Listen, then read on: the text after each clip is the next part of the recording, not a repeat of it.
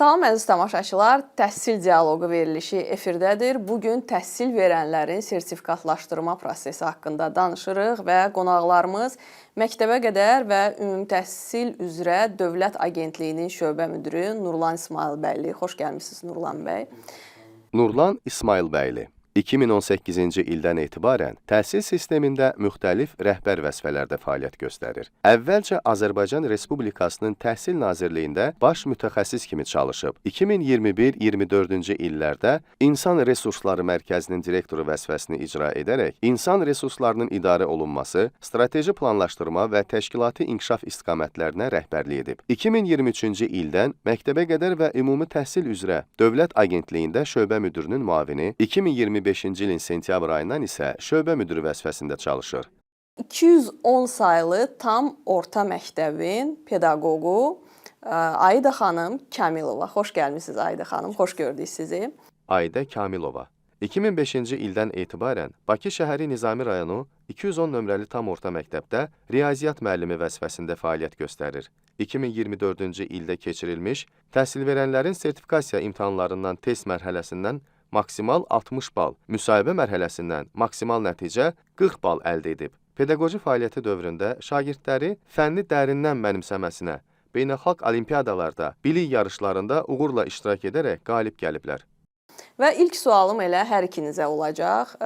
Ayda xanım, siz bir pedaqoq kimi yüksək nəticə toplamısınız bu prosesdə və Nurlan bəy, siz də hər il mütəmadi olaraq bu prosesdən yaxından iştirak edirsiniz. Sertifikatlaşma imtahanları ümumiyyətlə bizim təhsilə hansı töhfələri verir və əsas məqsədi nədən ibarətdir? Sertifikatlaşma prosesi Nazirlər Kabineti tərəfindən 2020-ci ildə təsdiq olunmuş qaydalar əsasında 22-ci ildən etibarən icrasına başlanılmış bir prosesdir. Artıq 100 mindən artıq müəllimin bu prosesdə iştirakı təmin olunub. Bu proses eyni zamanda Azərbaycan Respublikasının 2022-2026-cı illər üzrə dövlət proqramına da daxil edilmiş bir prosesdir. Sevindirici xəbər bundan ibarətdir ki, müəllimlərin 90% bu prosesdə uğurla iştirakını tamamlaya bilib. Doğrudur, müəllimlərimizin bir hissəsi avqust-sentyabr aylarından etibarən müsahibə prosesinə cəlb olunacaqlar. Onların məzuniyyət dönəmindən sonra və beləcə artıq tam sertifikatlaşmış müəllim olacaq o müəllimlərin bir hissəsi, amma eyni zamanda təxminən 75 mindən artıq müəllimin indiyə qədərki müddətdə sertifikatlaşması tamamlanmışdı. Prosesin əsas məqsədi müəllimlərin peşə yararlılığının və peşəkar inkişafının təmin olunması ilə bağlıdır. Eyni zamanda Cənab Prezident tərəfindən imzalanmış sərəncama müvafiq olaraq sertifikatlaşma prosesi həm də müəllimlərin rifahı üçün kifayət qədər mühüm əhəmiyyət daşıyan bir layihədir. Belə ki, əgər müəllimlər sertifikatlaşma prosesində 51 və daha yüksək bal topladığı halda onlar hər ay əmək haqqının 35%-ində əlavələr alırlar. Əgər bu toplanmış olduqları bal 30 və 50 bal arasında nəticədə dəyişirsə, hər ay əmək haqqının 10% həcmində əlavələri alırlar. Qeyd etdiyim müəllimlər hansı ki, bu ilin sentyabr ayından etibarən müsahibələrdə iştirak edəcəklər. O müəllimlərin də müsahibə mərhələsini uğurla tamamlayacağı təqdirdə artıq əmək haqqına əlavə alan müəllimlərin sayı 90 min nəfərə ötmüş olacaq. Bəs hansı dəyişikliklər olur ildən ilə bu proses zamanı? Bu dəyişikliklər əsasən fənlər və həmin fənlər üzrə ölkədə tədris edən müəllimlərin sayı üzrə dəyişikliklər olur. Biz bu prosesi əvvəlcə ibtidai sinif üzrə başlamışdıq. 2022-ci ildə və bu yalnız 4 idarə tabeliyində olan müəssisələrdə çalışan ibtidai sinif müəllimlərini əhatə edirdi. 23-cü ildən etibarən isə ibtidai sinif müəllimlərinin digər hissəsi və Azərbaycan dili ədəbiyyat fənnini tədris edən müəllimlər hamısı olmaqla və növbəti illərdə də bu fənlər üzrə dəyişmiş oldu və bu fənni tədris edən müəllimlərin sayına müvafiq olaraq müəyyən dəyişikliklər olur və eyni zamanda prosesin ilk ilində qaydalarda hələ dəyişiklik edilməmişdi deyə 23-cü ildən etibarən artıq 60 və daha yuxarı yaşda olan müəllimlərin bu prosesdə iştirakı könüllü əsas daşımış oldu. Çox gözəl. Ayda xanım, siz bu prosesdə mövcud olan, mümkün olan ən yüksək balı toplamısınız və bu münasibətlə sizi gec də olsa təbrik edirəm. Amma düşünürəm ki, bu təbriklərin vaxtı yoxdur. Çünki siz bu proses haqqında danışanda bugün də, yəni o həyəcanı sizin gözlərinizdə görmək olur və o sevinci də görmək olur. Ümumiyyətlə, öz fikirlərinizi bölüşərdiniz bu proses haqqında. Hansı töhfələri verir bizim təhsilə bu proses? Sertifikasiya prosesi yəni çox gözəl təşəbbüsdür. Yəni müəllimlərin öz peşəkarlığını göstərmək üçün elə bir cəbhədir. Verirsən su qabağa, Yəni orada özünü göstərirsən, düzdür. Peşəkar müəllim olmaq təkcə müəllimə qazanc gətirmir. Eyni zamanda onun işlədiyi müəssisədə, məktəbdə şagirdlərinə verdiyi savaddan da ölçülür də. Yəni müəllimlər yəni öz savadı ilə həm də məktəbdə dərs dediyi şagirdləri savadlandırır. Mövzu ilə bağlı süjetimiz var. Təhsil verənlərin sertifikatlaşdırılması ümumi təhsil müəssisələrində çalışan müəllimlərin peşə biliklərinin, bacarıqlarının və peşə yararlılığının qiymətləndirilməsi məqsədi ilə həyata keçirilən mühüm qiymətləndirmə mexanizmidir. Proses müəllimlərin peşəkar inkişafını dəstəkləməklə yanaşı, tədrisin keyfiyyətinin yüksəldilməsinə və şagirdlərin daha keyfiyyətli təhsil almasına xidmət edir. Sertifikatlaşdırma nəticələrinə əsasən, yüksək nəticə göstərən müəllimlərin əmək haqqlarına əlavələr tətbiq olunur ki, bu da onların peşəkar fəaliyyətinin stimullaşdırılmasına imkan yaradır. İndiyədək 10 minlərlə müəllim bu prosesdə iştirak edərək öz peşə səriştəsini təsdiqləyib. Təhsil siyasətinin əsas istiqamətlərindən biri kimi sertifikatlaşdırmanın əhatə dairəsi ildən ilə genişləndirilir və ümumilikdə 135 min təhsil verənin bu prosesə cəlb olunması nəzərdə tutulur.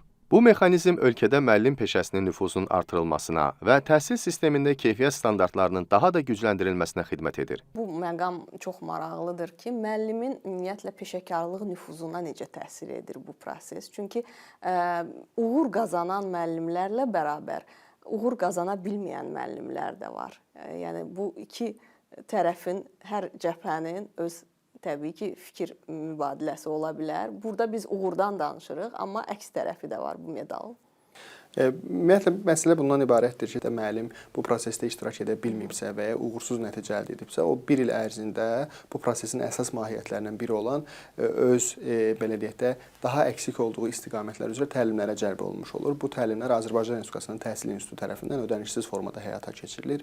Biz hər il müəllimlərə ən yaxın ünvanlarda, yəni onların hər hansısa bir məkana gəlməsinə ehtiyac olmadan, onlar üçün ən uyğun məkanlar hardadırsa, bu təlimlər təşkil olunur. Təhsil İnstitutu tərəfindən müəyyənləşdirilmiş təlimçilər və bu təlimçilərin də bir hissəsi məsələn bu sertifikatlaşma prosesindən keçmiş, uğurlu nəticə, yüksək nəticə əldə etmiş müəllimlər bu prosesdə iştirak edirlər.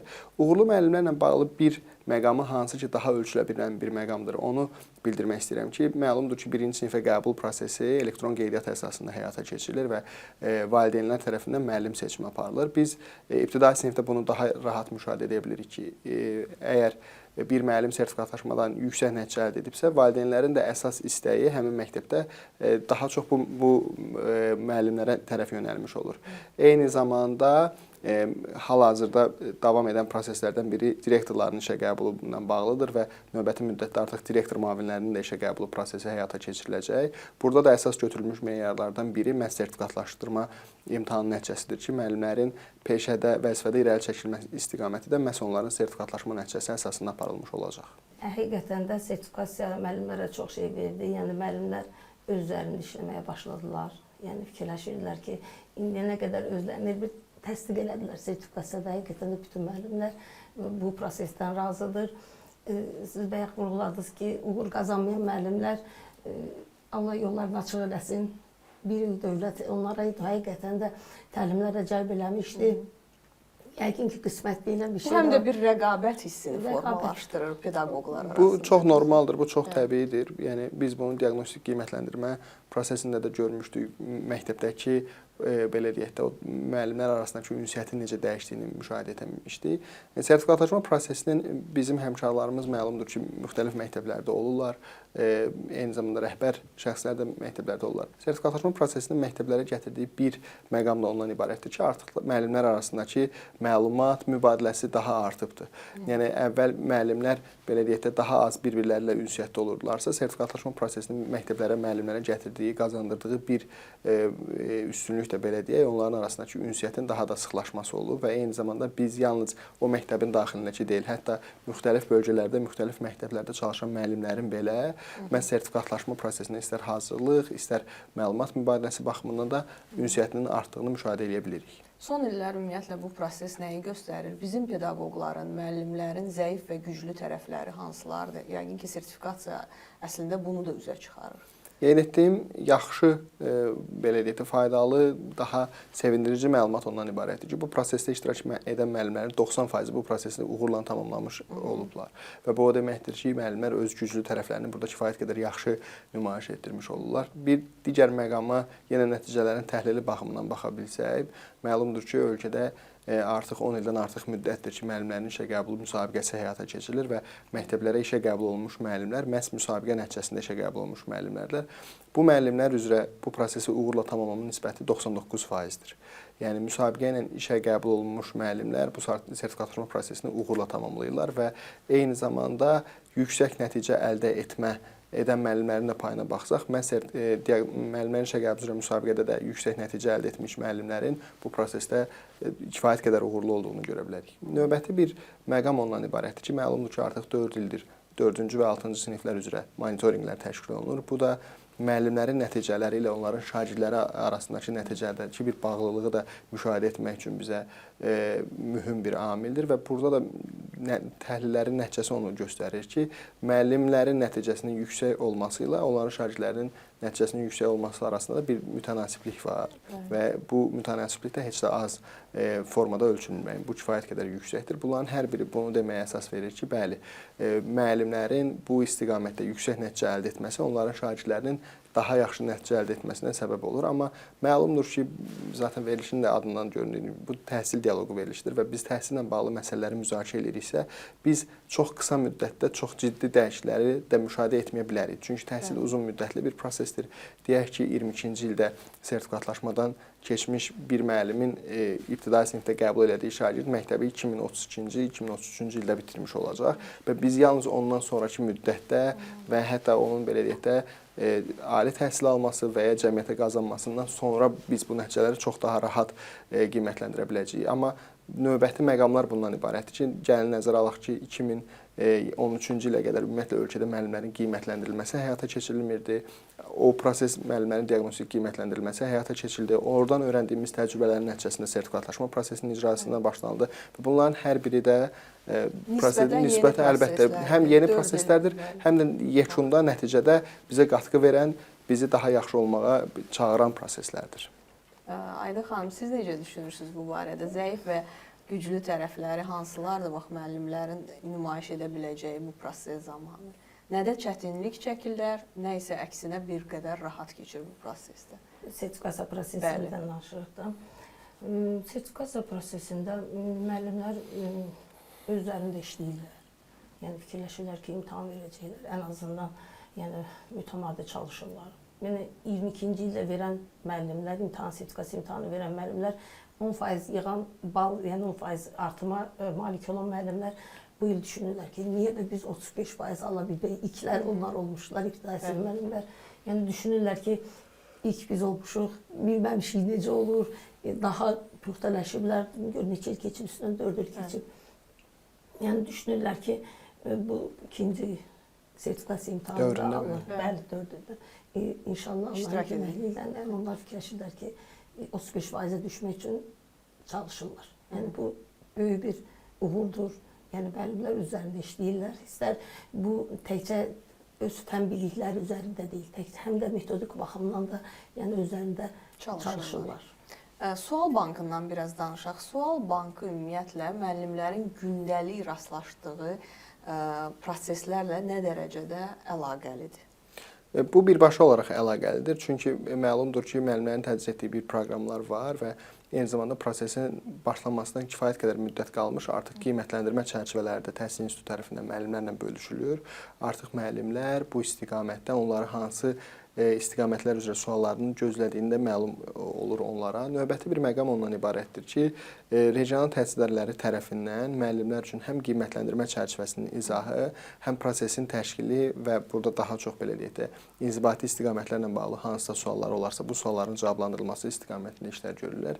Eyni zamanda da müəllimlərə prosesdən öncə həm imtahan interfeysi ilə tanış olmaq üçün, həm prosesin gedişatı ilə tanış olmaq üçün bir demo proseslər də həyata keçirilir ki, onlar deyək ki, təlim kimi əlbəttə ki, kompüterdən istifadə ilə bağlı, texniki avadanlıqlardan istifadə ilə bağlı da məlumatlı olsunlar. Eyni zamanda da müəllimlər prosesdən öncə ödənişsiz formada və elektron platformalar vasitəsilə sınaqları da cəlb olunurlar ki, onlar bu prosesə hazırlıq müddətində bu sadaldığım bütün proseslərdən keçmiş olurlar. Ayda xanım, suallarla bağlı fikriniz maraqlıdır ki, gözlədiyiniz suallar idi, yoxsa elə suallar var idi ki, cavablandırmağa çətinlik çəkirdiniz? Misal üçün, bir neçə variant ola bilər sualda və ola bilsin ki, bir neçə variantı, elə sualın bir neçə variantı uyğun gələ bilər. Nurlan bəy də biraz gülümsəyir deyəsən, xəbərdardır bu məsələdən müəllimlər. Fənn biliyimə əsasən deyirəm, yəni riyaziyyat müəllimiyəm, özüm bildiyiniz kimi. Yəni orada ola bilən, verilən o 50 sualın 50'si də yəni bir orta məktəb müəlliminin eləyə biləcəyi bir məsələ misallar idi. Yəni orada çətinlik qəti surətdə olmuyor. Amma kurikulum sualları da həqiqətən deyərdim hardasa bir 4-5 dənə sualın cavabları, demək 5 variantdan demək olar ki, 4'ü tam uyğun gəlir. Yəni o suallar çox həqiqətən situativ suallardır. Yəni o sualları işləyən zaman ancaq fikirləşməlisən ki, yəni özüm şəxsən öz hisslərimi deyirəm, öz təcrübəmi deyirəm ki, həqiqətən də o 4-5 dənə sual kurikulumla, metodika ilə bağlı olan suallarda çox yaxınlıq çox yaxın idi. Yəni variantların doğru cavaba çox yaxın variantlar var idi. Necə seçirdiniz? Bax, ola bilsin ki, bu tövsiyəniz bizi izləyən bir müəllim üçün göstərici ola bilər, bir dəstək xarakterli məlumat ola bilər onun üçün. Bəs o 4 variantın içində necə seçirdiniz? Vallahi necə deyim, mən özüm üçün deyirəm, özümdən götürüb deyirəm. Düşünürdüm ki, elə bir o situasiya məsələləri, elə bir onu yaşayasan, gərək müəllim olasan, 22 illik pedaqoji stajıma uyğun olaraq, yəni o məsələnin situasiyasını oxuyanda, məsələni, yəni yaşayırsan onu.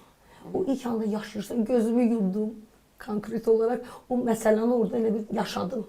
Yəni o variantların içində biri ola bilərdi ki, həqiqətən də uyğun gəlmirdi. Amma o 4 variantın yəni ən formasını, ən uyğun gələnini seçdim. Yəni çox şükür ki, nəticədə yaxşı oldu. Yəni o variantlar həqiqətən də gərək yaşayasan onu. Yaşadınsa həqiqətən də müəllimlərin təcrübəsi burada çox önəmli. Çox təcrübəli müəllimlər üçün daha effektiv olur.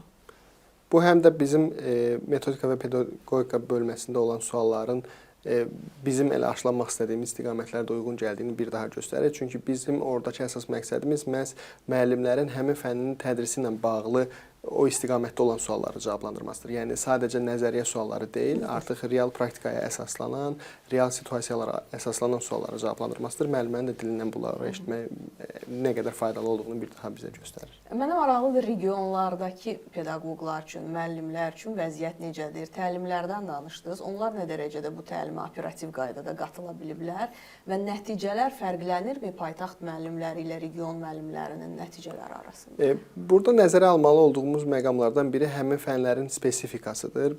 Bəzi fənlər üzrə müəllimlərin tapılmasında, müəllimlərin işə qəbulu üzrə müsabiqədə həmin müəllimlərin tapılmasında hansı istiqamətlərdə, hansı bölgələrdəki çətinlik çəkirik. Eyni zamanda həmin müəllimlər üzrə də nəticələrdə müəyyən fərqliliklər görə bilirik. Əlbəttə ki, paytaxt ərazisində yerləşən məktəblərdə və ya Abşeron xızı paytaxta ən yaxın olan bölgələrdə yerləşən məktəblərdir. Bunlar üzrə nəticələr, orta nəticələr digər regionlar üzrə daha çox ola bilir. Amma burada yenə fənnin spesifikasından, həmin fənlə bağlı müəllimlərin sayından asılı olaraq da ortalama nəticələr dəyişə bilir.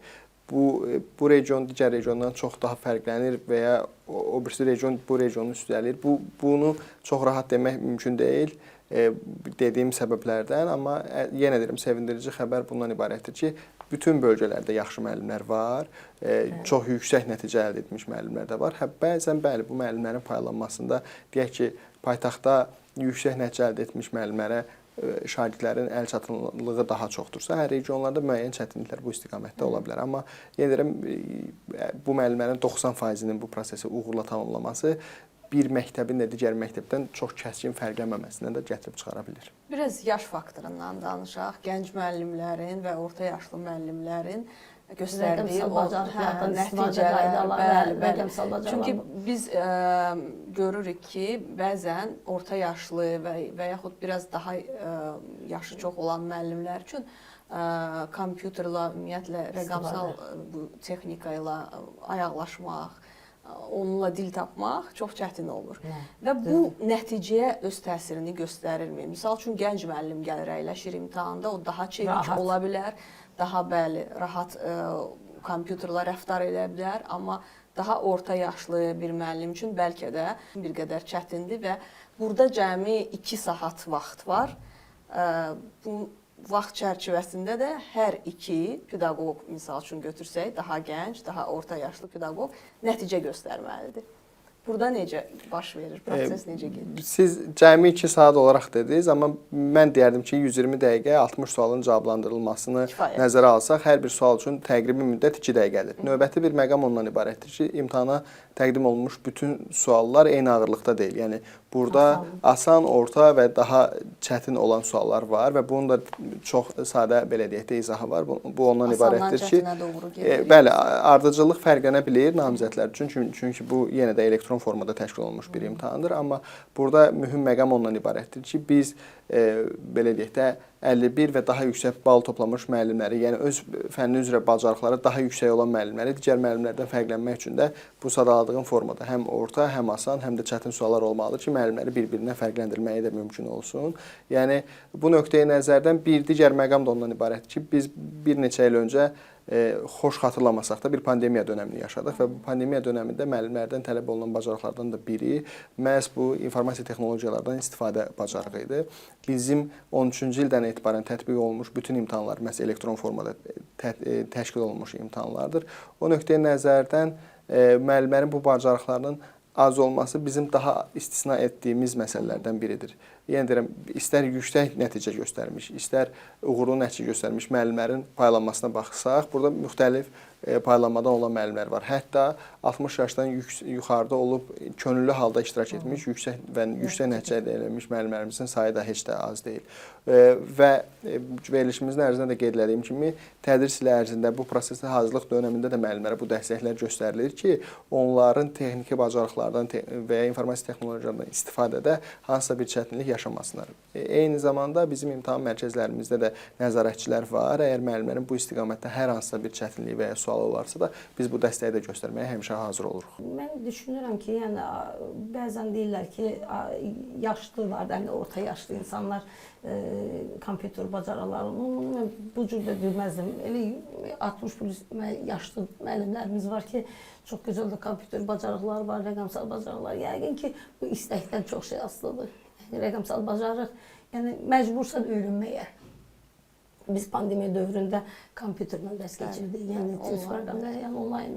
Orada çox müəllimlərimiz yəni məcburan öyrəndilər rəqəmsal. Yəni istək olsa yəqin ki, irəli getmək olar. Birinci istək lazımdır. Düzdür. Və hər şeyin təməlində müəllimlik peşəsinə olan sevgi dayanır. Sevgidən əlavə təbii ki, motivasiya da çox önəmlidir. Əmək haqqlarına olan deməli artırmalarla bağlı biz danışdıq, bir qədər məlumat verdiniz. Başqa hansı motivasiya yönümlü yeniliklər olacaq? Mən bildiyim qədər artıq yüksək bal toplayan müəllimlər özlərini məktəb direktorluğu namizədlərində də sınaya bilərlər. Elədir ki, var. Qeyd etdiyiniz kimi bizim də yəni veriliş ərzində müzakirə etdiyimiz məsələlərdən biri də məhz bu olmuşdu. Məlum olduğu kimi direktorların və direktor müavinlərinin işə qəbulu ilə bağlı yeni qaydalar artıq tətbiq olunur. Biz ötən müddət ərzində artıq 2 müsahibələri tamamlamışıq. Hazırda məlumatların emalı prosesi, nəticələrin emalı prosesi davam edir və yaxın müddətdə düşünürük ki, artıq nəticələr elan olunmuş olacaq və eyni zamanda cəmiyyətdə təhsil məsələlərinin müzakirənin də bir obyekti bu olacaq ki, bəli, yüksək nəticə toplamış müəllimlər artıq vəzifədə irəli çəkilərək direktor müavini və ya direktor vəzifəsinə təyinat almış olacaqlar. Bu məsələnin bir məqamıdır, amma biz düşünürük ki, müəllimlər üçün öz karyeralarında yeganə istiqamət bu inzibati vəzifələr deyil. Artıq müəyyən bir müddətdir ki, tətbiq olunan müasir metodik xidmət layihəsi var. Yeni metodistlərin seçimləri də yenə də sertifikatlaşma nəticəsi əsas götürülərək tətbiq olunur və cənab nazirin sertifikatlaşmada uğurla keçmiş müəllimlərlə görüşdə elan etdiyi bir növbəti məqamda artıq tam ştatlı müəllim anlayışıdır ki, bu istiqamətdə də düşünürük ki, seçimlərdəki mühüm məqamlardan biri məhz müəllimlərin sertifikatlaşma nəticəsi olacaqdır. O nöqteyi nəzərdən istər pedaqoji istiqamətdə öz karyerasının davamını düşünən və ya istər inzibati vəzifələrdə öz pedaqoji fəaliyyət, daha doğrusu öz peşəkar fəaliyyətini, öz karyerasını davam etdirən müəllimlər üçün bəli, sertifikatlaşma əsas qiymətləndirmə amili olaraq nəzərə alınacaq. Ayda xanım, sizin də bu barədə maraqlı fikirləriniz var, mən bilirəm. Bu barədə nə düşünürsünüz və hətta bildiyim qədər namizədliyinizi də irəli sürməyə hazırlaşırsınız? Biz cənab nazirin deməli əmri ilə, yəni sertifikatlaşmada yüksək nəticə göstərmiş müəllimlərimizin direktorların işə qəbulu müsabiqəsində müəllimlər öz könüllü, öz namizədliyini irəli sürə bilərlər, linkdən keçib, qeydiyyatdan keçə bilərlər. Yəni bu müəllimlərə böyük bir stimuldur. Ən azından indiyə nə qədər düşünmədiyimiz, fikrimizdən keçmədiyimiz, bəlkə də pasiv fikirləşirdik ki, oturaq elə sadəcə dərsimizi deyək, bununla kifayətlənirdik. Bu sertifikasiya prosesi bizə deməli daha da irəli getmək üçün bir coğraşlı yol açdı. Düşünürük ki, çox gözəl addımdır. Müəllimlər öz indiyə nə qədər keçirdiyi bu pedaqoji fəaliyyətin davamı niyə də olmasın direktorluğa. Artıq müəllimlər həm də idarə edici bir şəxs kimi, idarəçi kimi müəyyənləşəcəklər ki, bax onların idarəçi kimi istedadları, bacarıqları nə dərəcədə yüksəkdir. Bu da çox maraqlıdır. Maraqlı bir sınavdır. Əlbəttə ki, çox gözəldir, çox gözəl təşəbbüs. Mən biraz apellyasiya prosesi haqqında danışmaq istəyirəm. Təbii ki, xoşbəxt və nəticələrdən razı olan müəllimlərin sayı çoxdur, bu çox gözəldir. Amma narazı olanlara da biraz diqqətimizi yönəldək. O apellyasiya prosesi ümumiyyətlə necə icra olunur və müəllimlər bu barədə hər hansı bir addımı atmadan öncə bəlkə nədənsə məlumatlı olmalıdırlar. Məlumat üçün bildirək ki, yenə sertifikatlaşma prosesi elektron formada icra olunan layihələrdən biridir.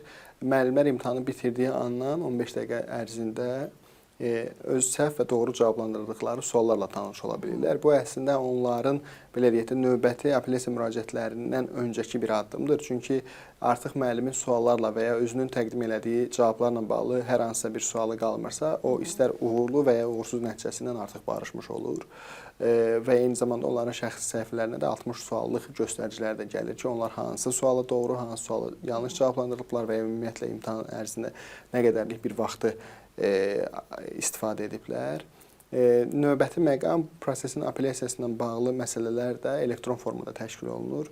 Müəllimlər imtahan bitəndən təxminən 24 saat ərzində artıq onların şəxsi səhifələrinə imtahanla bağlı müraciətləri üçün imkan yaradılır. Burada istər texniki məqamlarla bağlı, istər imtahan suallarla bağlı və ya prosesin təşkili ilə bağlı hər hansısa bir fikirləri, iradları olarsa onların qəbulu həyata keçirilir. Eyni zamanda prosesin qaydalarının təsdiq olunmuş formasında da qeyd olunduğu kimi prosesin apellyasiya müraciətləri inzibati icraat haqqında qanunla müəyyənləşir və müəllimlər ərizələrlə müraciət edərək də apellyasiya müraciəti etmiş ola bilirlər. Amma əsasən bu proses ərzində gördüyümüz bundan ibarət olur ki, müəllimlərin toplanmış olduqları nəticələr qüvvədə qalmış olur. Çox gözəl. Təşəkkür edirəm sizə, hər ikinizə. Kifayət qədər geniş məlumatlar səsləndi bu veriliş ərzində. Müəllimlərimizə uğurlar arzu edirəm. Növbəti sertifikatlaşma prosesində iştirak edəcək müəllimlərimizə. Sizi də bir daha Ayda xanım təbrik edirəm. Çox sağ olun. Bugün müəllimlərin sertifikatlaşma prosesindən danışdıq və düşünürəm ki, bu veriliş ərzində kifayət qədər dolğun məlumat səsləndi bu proses haqqında. Qonaqlarımız isə Nurlan İsmail bəyli idi. Təşəkkür edirəm sizə verilişə qatıldığınız üçün. Məktəbə qədər və ümumi təhsil üzrə Dövlət Agentliyinin şöbə müdürü və 210 sayılı tam orta məktəbin müəllimi Ayda xanım Kamilova. Təşəkkür edirəm sizə Ayda xanım və uğurlar arzu edirəm. Düşünürəm ki, bir müəllim üçün ən böyük xoşbaxtlıq və ən böyük töhfə onun bilik və bacarıqlarının şagirdinə ötürməsidir. Və bu istiqamətdə təbii ki, müəyyən addımlar atılır və sertifikatlaşma prosesi də onlardan biridir. Təhsil dialoqu efirdə idi. Gözünüz bizdə olsun. Arzu və təklifləriniz varsa bizə e-mail ünvanı vasitəsilə yaza bilərsiniz. Sağ olun, salamat qalın.